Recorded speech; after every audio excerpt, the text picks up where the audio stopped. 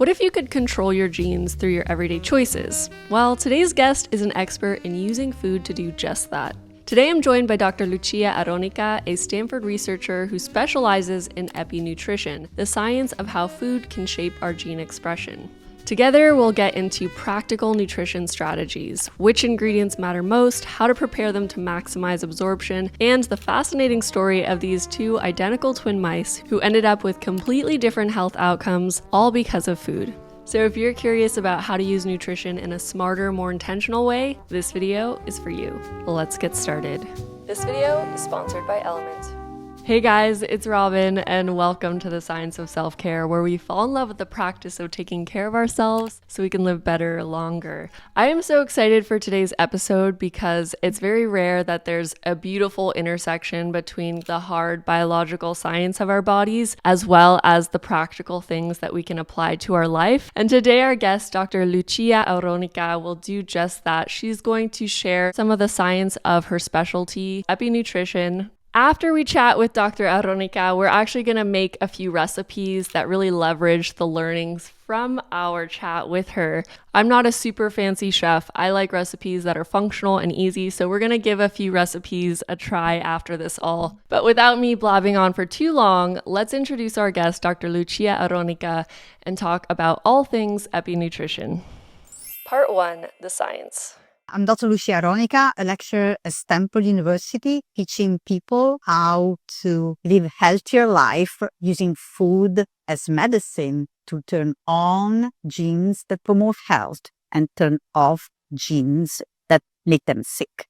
I am so excited to speak with you today because actually both my parents have done a lot of research in epigenetics, and over the years I've seen it rise in popularity as a topic, but I've also seen a lot of misinformation around it. And so I would love if you could start by explaining what exactly is epigenetics. Most of us have heard of our genes, our genome, but not everyone has heard of epigenetics. Yes, so think of your DNA as computer hardware. Epigenetics is the software. The Greek prefix epi means on the top. Epigenetic modifications are molecular switches sitting atop your genes and turning them up and down, just like volume knobs on a stereo.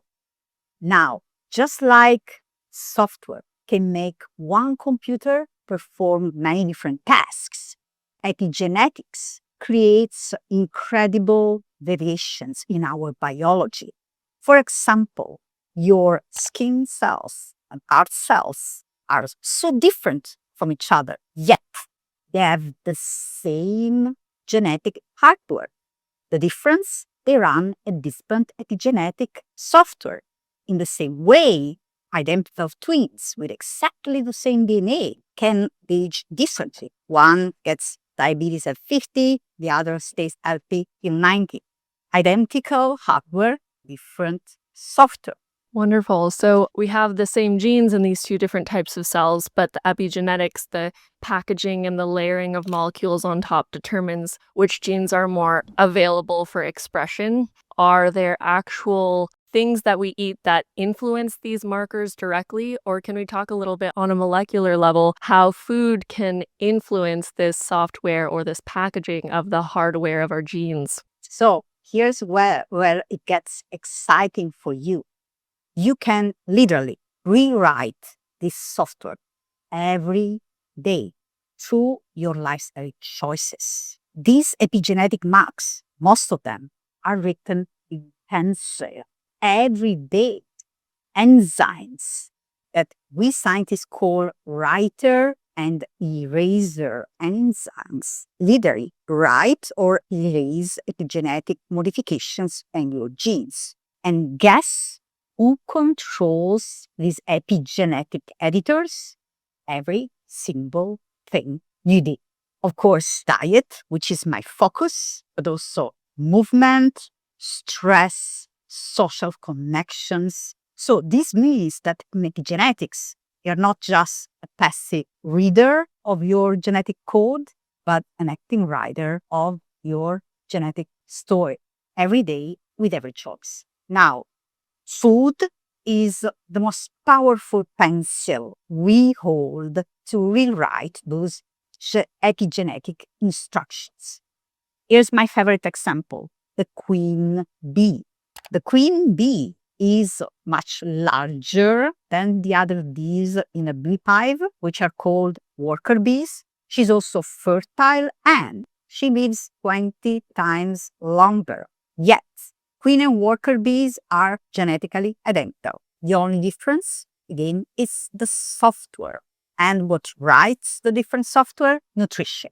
Only queen larvae, it's royal jelly, a protein-rich substance that works as the epigenetic queen maker. It turns on the genes that makes a queen a queen. And at Stanford, I teach a framework called Epinutrition that helps people rewrite these genetic instructions using epinutrients, what I describe as our royal jelly. So epinutrients come into two main categories, methyl donors and epibiotics. Methyl donors provide the methyl groups. Think of them as the structural building blocks that your genes need to write healthy instructions. Without them, your genes literally run out of ink to write. And you can find them in a variety of plant and animal foods. For example, we have methionine, an amino acid that you can find in all protein-rich foods, plant and animal foods. Then we have folate from leafy greens, like spinach, for example, liver, then BT from beets, quinoa, and shellfish, B12 from animal foods, and choline, CHOLINE. I have to spell this every time. That's how forgotten this essential nutrient is. Choline is found primarily in eggs, liver, and salmon, with very little quantities in plant foods like cruciferous vegetables and nuts. Then we have the second category of epinutrients, what I call epibiotics. These act as the regulatory signals that regulate the activity of those writer and eraser enzymes. You can find them in colorful vegetables and fruits, like for example, pumpkin and carrot for orange veggies. Then we have red veggies like tomatoes and bell pepper, green veggies like broccoli, even brown foods like coffee and chocolate, purple foods like berries. So this is the first category of foods rich in antibiotics. Then we have omega-3 fatty acids, so think fatty fish in general, salmon, sardines, mackerel, and postbiotics. You find them in fermented foods, things like sauerkraut, yogurt, kimchi, and kombucha, but be mindful of added sugar in kombucha. So these are the foods that are particularly rich in epibiotics, the regulatory signals. So together, you can see that epinutrition is a beautiful friendship between animal and plant foods, because to get really all the methyl donors you need, included B12 and choline, which come primarily from animal foods, you need animal protein and foods. But then the epibiotics are primarily represented by plant foods, colorful veggies, and fermented foods, along with fatty fish that provide those omega-3s. Lovely. So just to make sure I've gotten this, there's two types of epi-nutrients. There's the methyl donors, which are kind of the building blocks. I think building blocks is a good way to think of it because literally methyl groups are put on top of the genes. And then there's also the regulators, the epibioactives, and those can actually be found in beautifully colored plant foods. And so the building blocks are coming more bioavailably from animal foods, and the regulating molecules are coming more from plant foods, and together that creates a robust epinutritious diet. Yes, that's correct. And of course, there are people who are vegetarian and vegans and can supplements. There are tips and tricks to, maximize your B12 through supplementation and even choline. And we can talk about that later. So exciting. I would love to get into some of those details. You just mentioned a number of different diet plans. I think something that's very common that I see online is people are so overwhelmed by all this different, sometimes contradictory information. How can we take your learnings from your research and apply them in our lives without being too obsessed with a very specific diet plan? Are there sort of foundational things that your research has uncovered? Yeah, epigenetics really provides the molecular rationale and explanation for things that we already know. So for most people, an omnivorous diet, including both plants and animal, is the one that is providing more variety, more nutrition. And so most people are going to thrive on a diet based on both plants and animal foods. And epinutrition supports this. From a nutrition biochemistry point of view, there are really plants and animal foods are very complementary. And we can really leverage this synergy to improve our health. However, to your question, the reality is that we have different preferences, and there are people who are maybe vegetarians. Both my sisters are vegetarians. My father was vegetarian, and there are many reasons why people may want to be vegan. So then I think this is where supplements and clever supplementation comes in. Honestly, anyone can benefit from supplements, even on people on omnivorous diet. I want to talk about how there are some nutrients where even people who are omnivorous probably need to either modify their diet or take supplements. But in general, I'm not against supplements. Of course, food first. Food is still dark matter to us. There is an exciting field of research called the foodome that wants to discover all of these dark matter compounds in food that we still don't know. So when we eat food, we are basically providing our body with millions of compounds and we know just a fraction of those, plus fiber, plus, and this is a forgotten thing, leisure. When we eat, we cannot sit down and share supplements with other people. In Italy, we sit down, share a meal, and that is an opportunity to connect with other people. We are always focusing on biological aging and our biomarkers, but we humans age in 3 dimensions. Biological, yes, our markers, our lipids, our DNA methylation, our telomeres, but also social aging. Our connections shrink. We become invisible and lose our role in the community. And psychological aging. We lose purpose, the joy. And so I think food as the cornerstone of health and longevity that really can address all 3 pillars by promoting, good nutrients for our biological age, social connections, and joy. Focus on food that tasted actually good. So cook your food. I think this is so important. Of course, so food first. I'm an advocate for food, but then I'm not against targeted supplementation, and this needs to be targeted because we all have different needs based on our dietary preferences and conditions we may have.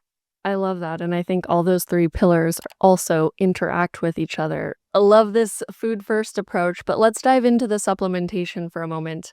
I am an omnivore, but I'm also pregnant, so I'm currently supplementing with choline. So this is very top of mind for me. I would love to hear from your perspective, what are some of the most important things that people should be paying attention to and potentially supplementing or being mindful of adding into their diet? Okay, first of all, great job on supplementing with choline during pregnancy. because studies support benefits. When pregnant women take more than double the amount of the recommended choline, so 930 milligrams instead of 550 milligrams, their children have better attention and lower anxiety even 7 years later.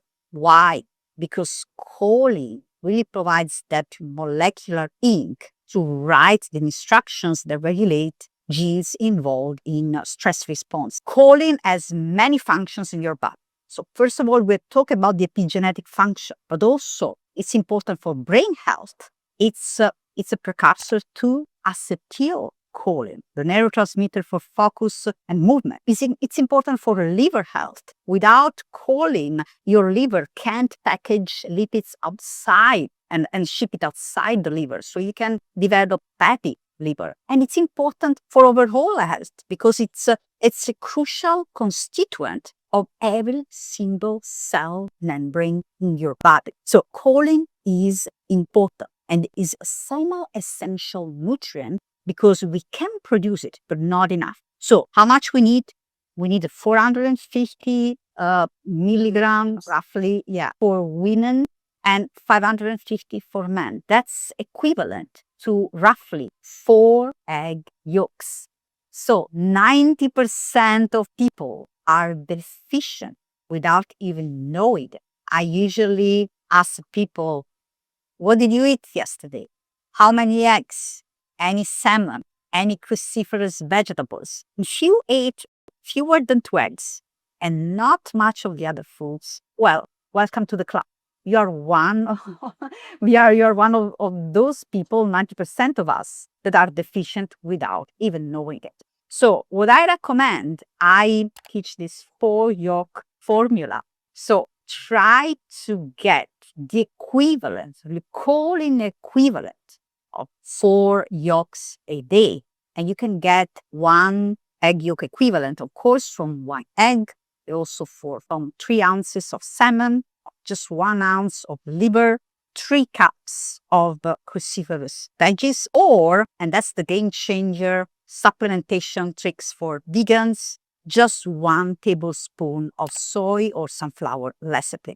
This is a game changer because otherwise vegetarians and vegans would have to eat kilos of cruciferous veggies a day. And if you're pregnant and you want to get to 930 milligrams, just forget about it. So choline is something that even if, for the non-pregnant people, unless we're eating the equivalent of 4 yolks worth of choline, it would be beneficial to supplement. Are there other epinutrients that you think are worth mentioning in the potential supplementation category? Yeah, I think I focus on the basics. B12. B12, if you are vegan or vegetarian, yes. Even if you have, you are omnivorous, but you have GI issues or you're older than 50 years old, I think B12, I prefer methyl B12, hydroxy B12, so something that is bioidentical and more absorbable. Yes, I mean B12, it's very important. So clinical trials also show benefits for sulforaphane supplementation. Sulforaphane is an active bioactive found in cruciferous vegetables. So we're talking about broccoli, Brussels sprouts, kale, arugula, and I call sulforaphane the boss of your body's own antioxidant genes. It isn't an antioxidant itself, but it activates your body's own antioxidant genes. And unlike direct antioxidants, which fade away in a few hours, we need to take vitamin C every 2-3 hours if you want to make it work. Sulforaphane's effects on gene expression last 3 days. So it may be enough to have cruciferous veggies every 3 days for optimal health. Now, supplements have been shown to have effects, but it depends on the form, because most supplements contains only the precursor of sulforaphane, which is called glucoraphanin. So let me explain. Sulforaphane works a little like a glow stick for your genes. You know those light up tubes, you snap them and light reaction starts. This is because two compounds mix together, and sulforaphane works the same way. When you chop, chew, or cut broccoli, two compounds mix. The precursor, glucoraphanin, this is found in many supplements, plus an enzyme called myrosinase, which is also found in many supplements together. And this creates sulforaphane, right? So, but there's a problem that we don't know whether the enzyme myrosinase actually survives in our gut. So it's actually, you actually end up producing enough sulforaphane if you just take a supplement. Whereas if you buy fresh, you can maximize this. For example, if you chop broccoli 40 minutes before cooking and then wait, you start the reaction and then you give more time for perfect form. This is a trick that I teach in my class at Stanford. Another trick is that the myrosinase enzyme is killed if you cook it. The enzyme doesn't survive our digestion system. It doesn't survive cooking. So if you cook your broccoli too much, you can add some mustard at the end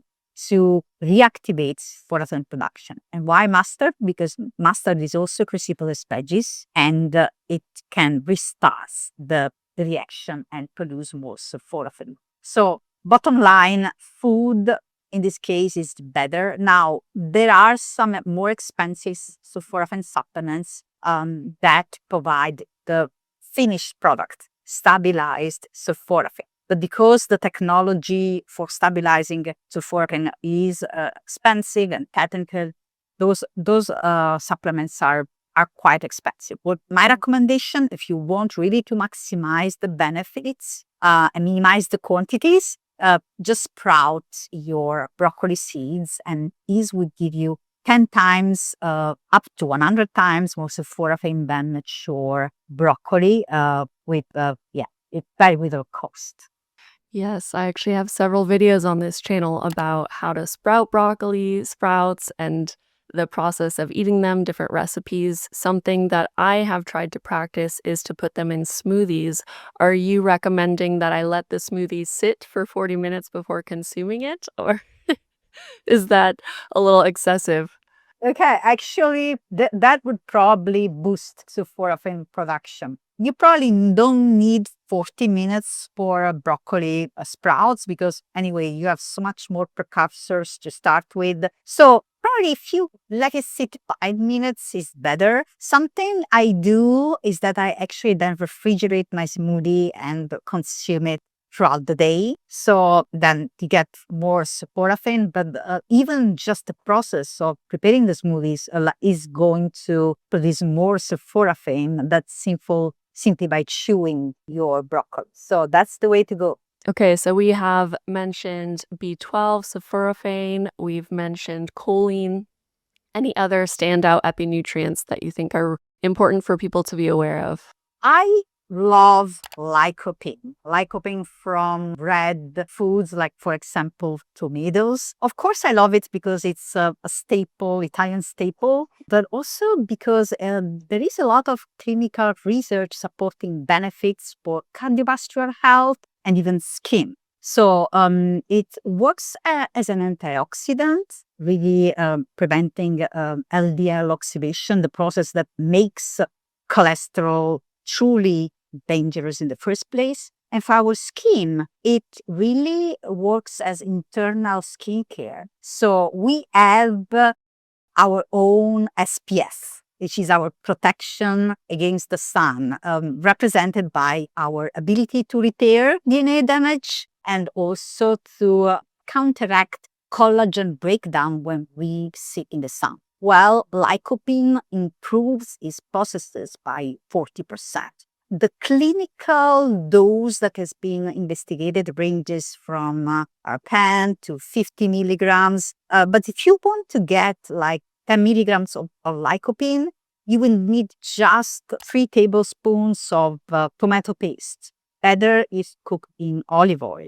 The problem, when I'm talking about tomato paste, this is a processed food. Yes, that's an exception. There are some processed foods that are better or more bioavailable than the fresh ones. And for tomatoes, that's the case. Lycopene has a very low bioavailability, just 1 to 3%. So to get the clinical dose of 10 milligrams, you will need to eat 20 pounds of raw tomatoes.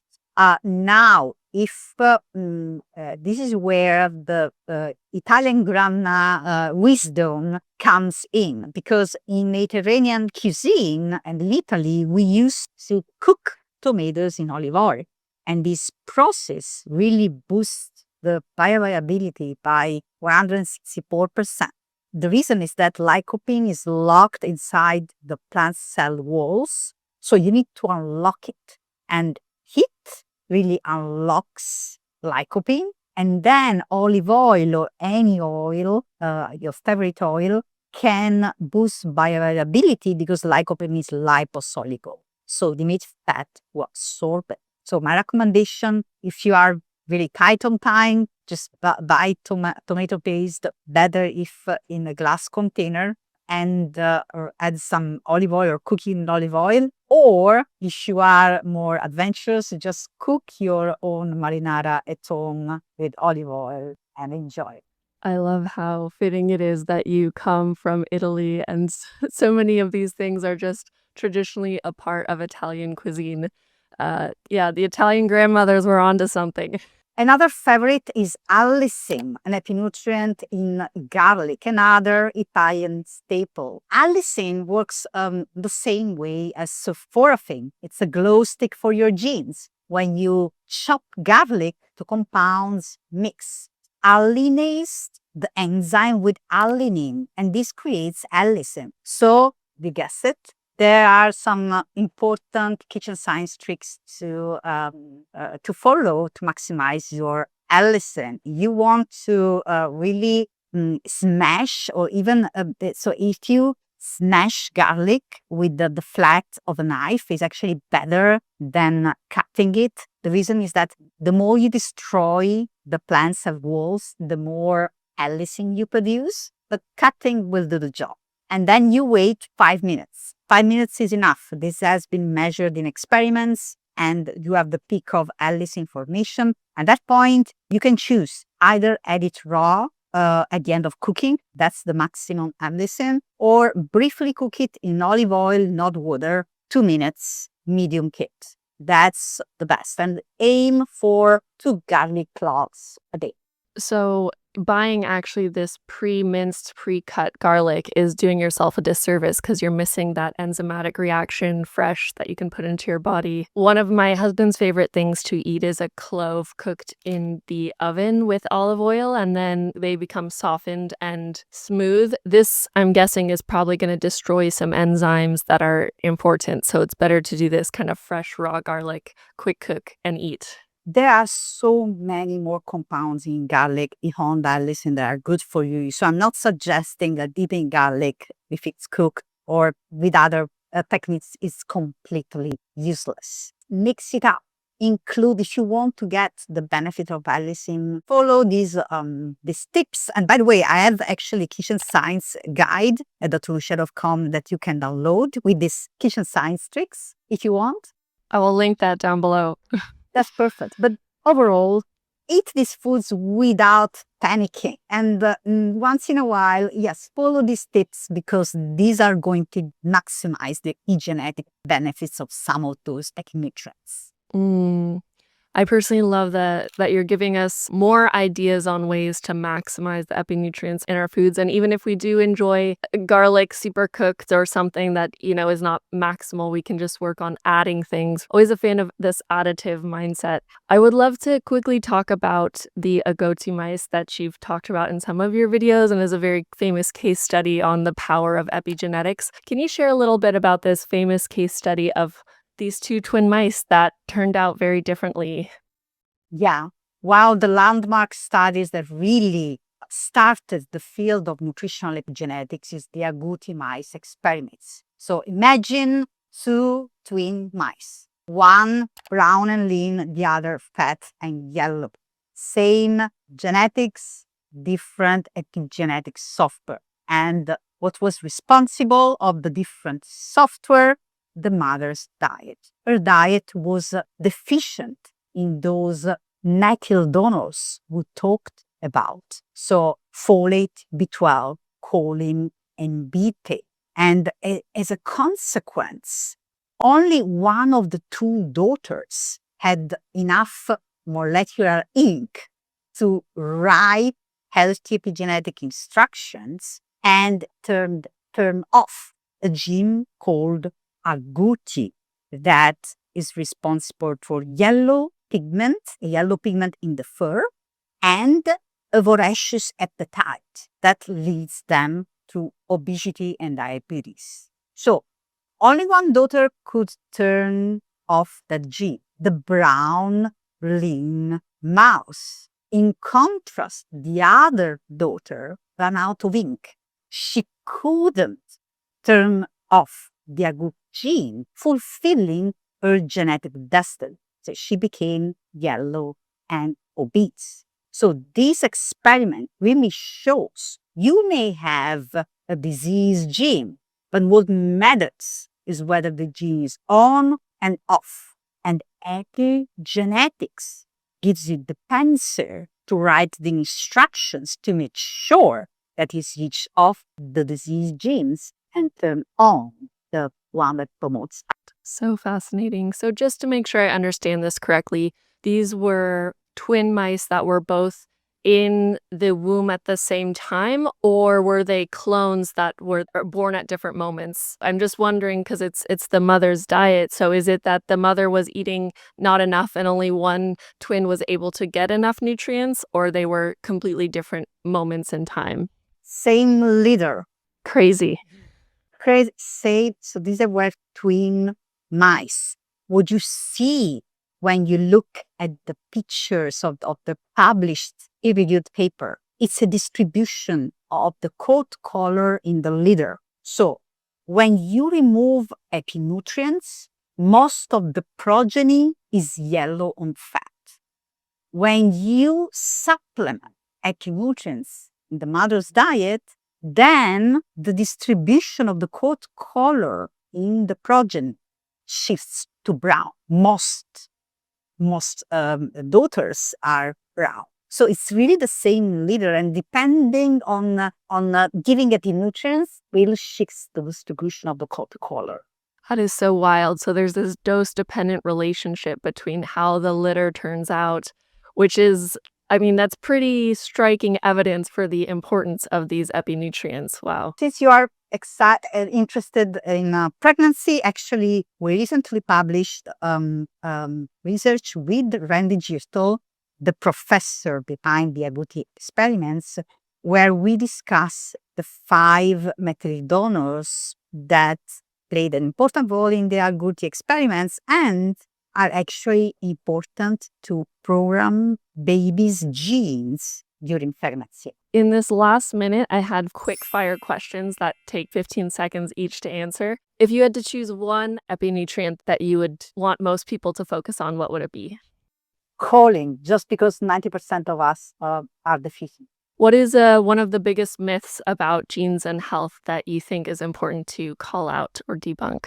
That genes are your destiny. Your DNA is only 25%, and you are writing the other 75% every day. What is your favorite epinutrient-rich food? My favorite is salmon, B12, choline, and omega-3 fatty acids. Amazing. Thank you so much for that last quick fire round. This was wonderfully practical, very informative. Thank you very much, Robin, for having me. And thank you all for listening. I'd like to take a quick moment to share the sponsor of today's video, Element Electrolytes. I have talked about Element so much on this channel, and the reason is because it's an actual staple in my life. It's pretty rare that there's something that continues to be a part of my life for years, but Element is one of those things. It helps me recover very quickly from sweaty, intense workouts, but it's also been invaluable to me during pregnancy. Whenever I get a headache or feel like I'm just very dehydrated and I can't quench my thirst, I will have some Element. I'm that completely cuts any sort of dehydration symptoms or feelings. I think sometimes people confuse drinking electrolytes with drinking essentially salt water, and I really want to highlight that Element is not just salt and water. It is a specific ratio of sodium to potassium to magnesium, and you can see all the research that goes into their formula on their website. And if you want to make your own version of Element at home, they have DIY recipes so you can do just that. If you're someone who does a lot of intense sweaty workouts or a lot of saunaing, or perhaps you're pregnant and want to support your hydration, I can highly recommend trying Element electrolytes. Right now, they are offering a free sample pack of their most popular flavors with any Element order if you visit drinkelement.com/selfcare or scan this QR code on screen. Now let's get back to all things Epinutrition. Part 2, taste test time. Now that we've got sort of a biological basis for some of these foods, let's make some recipes. My goal here is to try some functional and highly epinutrient-dense meals, and then I can see if they're actually palatable. I think I want to do one sweet recipe and one savory. For the sweet one, I'm thinking a smoothie because it's easy to fit a lot in there. And for savory, I'd like to try a very simple epinutrient-rich sauce that I can add to leftovers for lunch. I love smoothies because you can just throw everything together, you can mix up the flavors. It's just one of the easiest ways to get a lot of nutrient-dense foods in. So freaking good. So in this smoothie today, we have about one large steamed and cooled beet for the high betaine content that beets contain. I've always loved the combination of beets and berries in a smoothie, so if you haven't tried that, it's super delicious. We are including blueberries for the anthocyanin. Of course, a nice hefty handful of broccoli sprouts, rich in sulforaphane, well actually glucoraphanin, which we will convert into sulforaphane by blending this and letting it sit. We have some almond butter for healthy fats, and I like when smoothies have a bit of creaminess to them. We have some cinnamon, which is delicious and also good for blood sugar regulation.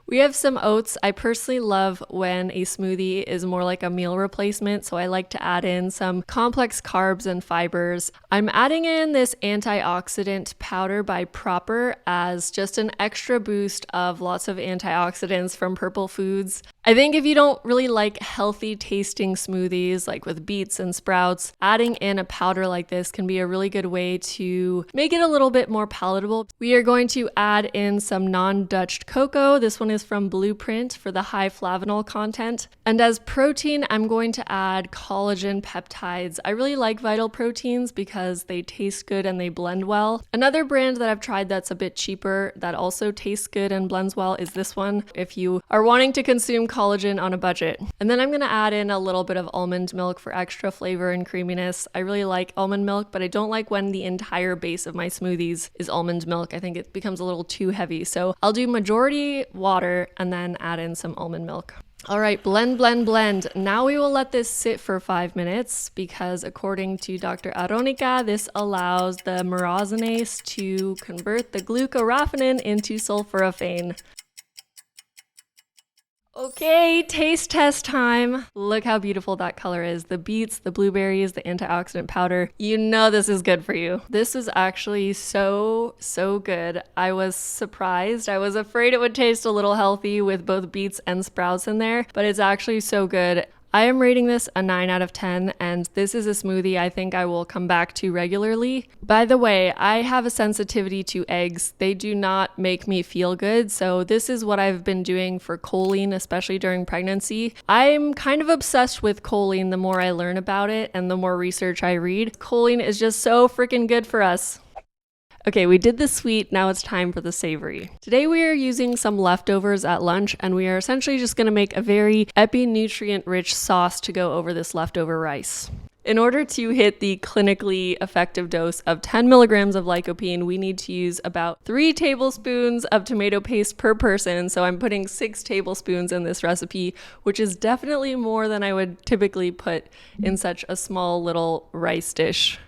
And again, we're cooking this in olive oil to boost the bioavailability of the lycopene. So to balance out this intense tomato paste flavor, I'm just adding so much olive oil and so many spices. At the end, we're gonna add fresh garlic and fresh parsley for extra nutrients, for allicin, and for potassium. So as Dr. Aronica described, we are going to smash the garlic first with the side of the blade and then chop finely to destroy the plant cell walls as much as possible and really begin that enzymatic reaction that creates allicin. And now we're just gonna let the garlic sit for a few minutes, as Dr. Aronica mentioned, to really let that enzymatic reaction take place. But basically, I am just dumping in so much olive oil and herbs. And if you ever feel like tomato paste or tomato sauce is a little sour, I like to cut that sourness by just adding a tiny sprinkling of allulose. I made a whole video on allulose. Highly recommend looking into this sugar alternative. And I'm adding this fresh garlic in at the very, very end. So it's barely getting just a little bit heated in the olive oil. And then we are going to already serve it and eat it. So I'm adding a little bit of goat's cheese on top of my husband's dish, and I don't eat dairy because I'm lactose intolerant, so instead I am having nutritional yeast with garlic powder and hemp seeds and salt. It kind of tastes a little bit cheesy, but also this is chock full of B vitamins, epinutrients that Dr. Aronica mentioned as well. So here you can see the final super quick leftover lunch meal made with a little tomato paste sauce. Super epinutrient rich. Look at all these different epinutrients coming from all these ingredients. Now let's see if it's palatable. My husband rated this meal a 10 out of 10, but I think he was being very generous. My personal rating would be an 8 out of 10. It was really good. The spices and the tomato, the olive oil and garlic mixed up with the rice, but I didn't really think the sauerkraut on the side was very fitting. Still, it's something I would eat and could eat often, and it's insanely healthy, so I would definitely make this again. I think between the two meals, the smoothie for me is the easiest and simplest and most delicious way to include a bunch of things at once. I think one of my favorite takeaways from talking with Dr. Aronica and from making these recipes is just a reminder that a diversity of foods, a diversity of types of foods, colors of foods, plant-based foods, animal-based foods, all support our nutrition in very specific different ways. So I feel like a theme across so many nutrition philosophies is just eating a diversity of whole foods. And that is something I continue to try to do in my life. As always, I would love to hear from you guys. Are there any specific ingredients here that you really love incorporating into your diet? Are there specific foods that you consciously choose to eat for health reasons? Please share your thoughts, your experiences, your wisdoms down below. I love hearing from you all. Also, if you'd like to follow Dr. Aronica on YouTube or learn more about her Epinutrition course that's designed for healthcare professionals, do check out the links in the description box. She has so much good content out there. Thank you guys so much for watching, and I look forward to seeing you next time.